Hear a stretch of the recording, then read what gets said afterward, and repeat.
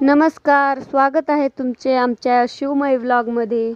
चॅनलवर नवीन असाल तर सबस्क्राईब करा आणि भुलेश्वर मंदिराबद्दल जाणून घ्यायचं असेल तर व्हिडिओ शेवटपर्यंत नक्की बघा. आमच्या या चॅनलवर आजचा हा पहिलाच व्लॉग आहे. तर आम्ही आलो आहोत भुलेश्वर मंदिराला. हे मंदिर पुण्यापासून सुमारे 50 ते 55 किलोमीटर अंतरावर आणि पुरंदर तालुक्यातील माळशिरस गावाजवळ एका टेकडीवर वसलेले आहे. भुलेश्वर मंदिर हे भगवान शंकराचे 13व्या शतकातील यादवकालीन एक प्रसिद्ध ऐतिहासिक व प्राचीन मंदिर आहे.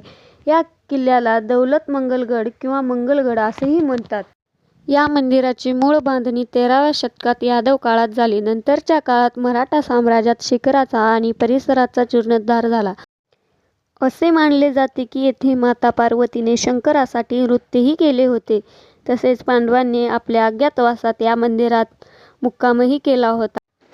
हे मंदिर बाहेरून मस्जिद सारखेही दिसते. चला तर आतमध्ये मंदिर पाहूया. आता चॅनलवर नवीन असाल तर सबस्क्राईब करा आणि हा व्हिडिओ शेवटपर्यंत नक्की बघा.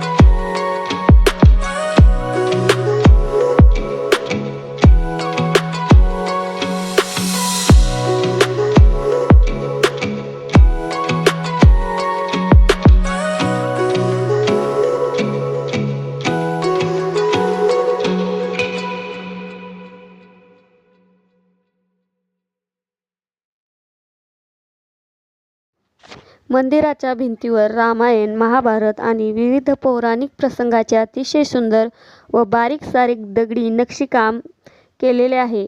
या मंदिरात श्री गणेशाची स्त्री रूपातील गणेश्वरी एक दुर्मिळ मूर्ती पाहायला मिळते.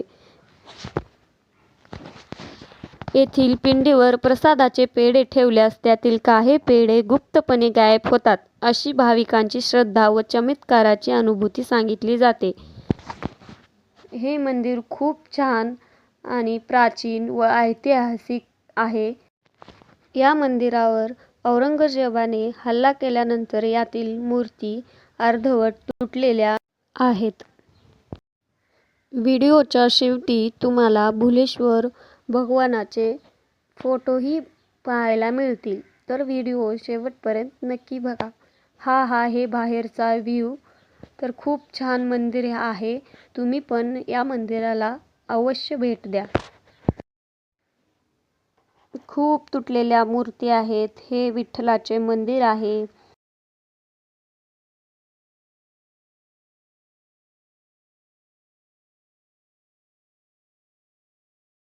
बहुतेक ही मूर्ती भगवान विष्णूची असावी, पण ते तुटल्यामुळे काही स्पष्ट दिसत नाही.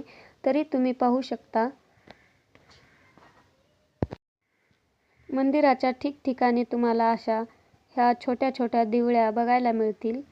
खूप छान अतिशय सुंदर असं मंदिर हे तुम्हाला पाहायला मिळेल. हे एक्झिट गेट आहे. एक्झिट गेटला आल्यानंतर असा व्ह्यू तुम्हाला दिसेल.